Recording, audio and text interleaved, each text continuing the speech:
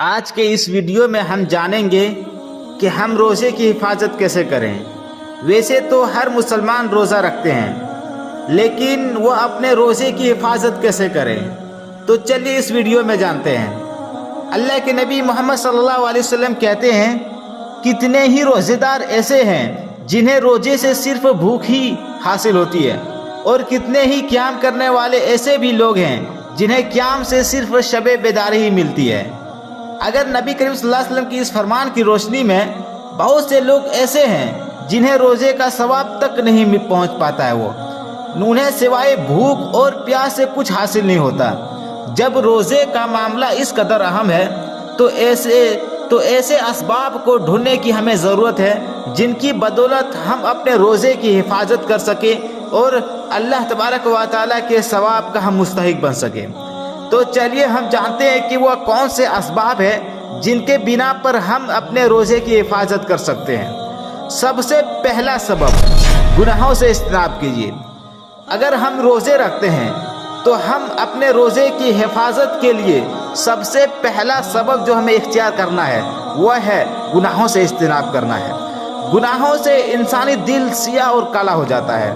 نیکیوں کے سمندر میں ہم گناہ کرنے کی وجہ سے وہ سمندر سوکھ جاتا ہے۔ خاص کر کے اللہ تبارک و تعالیٰ نے رمضان المبارک میں برائیوں سے دور رہنے کا حکم دیتا ہے اور اس کا دعوت بھی دیتا ہے۔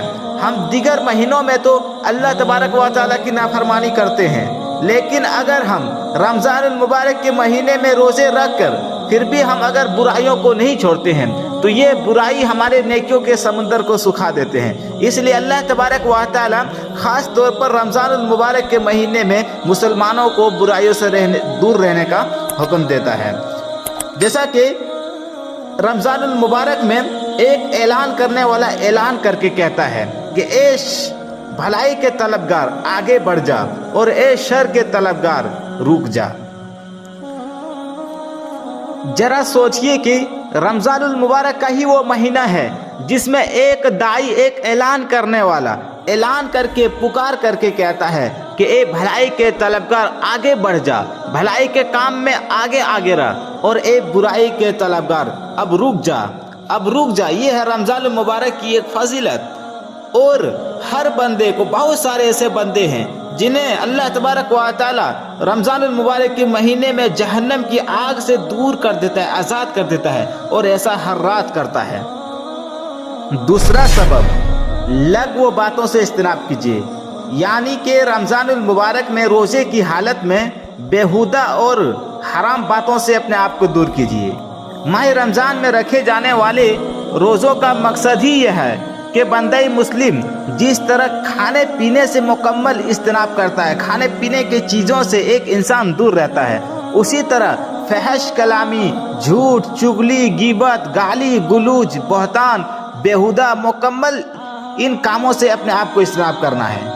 آنکھوں سے کسی غیر محرم کی طرف نہ دیکھنا، کان سے موسیقی اور گانا بجانا وغیرہ نہ سننا۔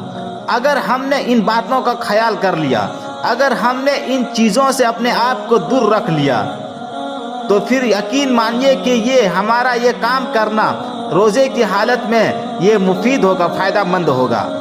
اور اگر ان چیزوں کا اگر ہم نے خیال نہیں رکھا تو ایسے شخص کے متعلق اللہ کے نبی صلی اللہ علیہ وسلم کا فرمان ہے کہ جس نے بیہودہ باتوں اور بیہودہ کاموں سے اجتناب نہ کیا تو اللہ تبارک و تعالیٰ کو اس کے بھوکے پیاسے رہنے کی کوئی ضرورت نہیں ہے۔ یعنی کہ اگر کوئی شخص ان چیزوں سے اپنے آپ کو دور نہیں کرتا ہے، غیبت، چغلی، جھوٹ بولنا، گالی گلوچ دینا، ان چیزوں سے اگر انسان اپنے آپ کو روزے کی حالت میں دور نہ رکھے تو اگر کوئی انسان چاہے وہ دن بھر کھائے یا نہ پیے تو اللہ تبارک و تعالیٰ کو کوئی ضرورت نہیں ہے، کوئی مقصد نہیں ہے اس انسان کے تعلق سے کہ وہ انسان بھوکے ہیں، پیاسے ہیں۔ تو اگر ہم اپنے روزے کی حفاظت کرنا چاہتے ہیں تو ہمارے لیے ضروری ہے کہ ہم روزے کی حالت میں ہم کسی کو گالی نہ دیں، لڑائی نہ کریں، بیہودہ باتیں نہ کریں، چغلی نہ کریں، غیبت نہ کریں، کسی پر بہتان نہ باندھے، تب جا کر ہم اپنے روزے کی حفاظت کر سکتے ہیں، اور اللہ تبارک و تعالیٰ ایسی صورت میں ہمارے روزے کو قبول فرمائے گا۔ لیکن بہت ہی تعجب کی بات ہے کہ ماہ رمضان میں ہم حلال چیزوں سے تو رک جاتے ہیں، मगर हराम चीज़ों से बाज नहीं आते हैं। झूठ बोलना हराम है, गिबत करना हराम है, बहतान तराशी करना हराम है, गाली देना हराम है, फहश बोलना हराम है, बेहुदा बातें करना हराम है या सुनना हराम है, और गैर महरम की तरफ देखना हराम है। अलगर्ज हर वो काम जिसे शरीयत इस्लामिया ने हराम किया है वह हम में ऐसे ही मौजूद रहता है, जबकि छुटकारा पाना खुद को भूखा प्यासा रखने से कहीं ज़्यादा ज़रूरी है। दोस्तों ज़रा सोचिए कि अगर हम किसी के यहाँ मजदूरी करते हैं, नौकरी करते हैं, और अगर हम दिन भर खटते हैं, मजदूरी करते हैं, और अगर हमें उसका अज्र ना दे, उसका हमें पैसा ना दे, तो हमें कितना खराब लगेगा। इसी तरह रोज़ा है, अगर हम दिन भर खाने से रुक जाते हैं, पीने से रुक जाते हैं, हलाल चीज़ों से रुक जाते हैं, दिन भर रुक जाते हैं, लेकिन वही अगर हमें अल्लाह तबारक व तआला उसका अज्र ना दे, तो फिर सोचिए कि हमें कैसा महसूस होगा, कैसा लगेगा।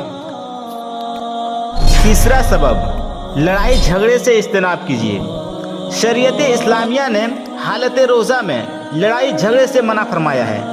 इसकी बुनियादी वजह यह है कि लड़ाई झगड़े में आम तौर पर गाली गलौज यही सब होता है, और ये इसका असर क्या होता है, एक अच्छे खानदान में इसका बुरा असर पड़ता है, और आपस में एक फसाद बर्पा होता है, और ये तमाम काम रोज़े की हालत में एक इंसान के लिए सही नहीं है, बल्कि शरीयत इस्लामिया के बिल्कुल खिलाफ है।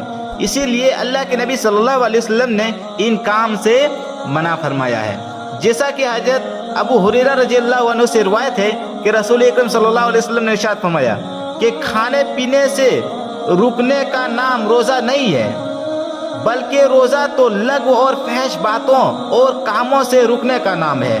और अगर तुझे कोई गाली दे या तेरे साथ जिहालत का काम करे, तो तुझे यह कहना चाहिए कि मैं रोज़े से हूँ, मैं रोज़े से हूँ। तो दोस्तों इस हदीस से क्या पता चलता है कि अगर हम रोज़े की हालत में है, तो अगर उसके बावजूद अगर हमसे कोई लड़ाई झगड़ा कर रहा है, गाली गलौज दे रहा है, तो फिर हमारी जिम्मेदारी ये है कि अगर हमें कोई गाली गलौज दे दे, तो फिर हम उस झगड़े में अपने आप को ना उतारे, उस झगड़े में शामिल ना हो जाए, बल्कि शरीयत इस्लामिया का कानून ये है कि अगर कोई गाली दे और अगर आप रोज़े की हालत में हैं, तो आप उनसे कहिए कि मैं रोज़े की हालत में हूँ, और उस झगड़े से दूर रहिए। अल्लाह ताला से दुआ है कि वह हम तमाम मुसलमानों को इन बातों पर अमल करने की तौफीक दे। आमीन।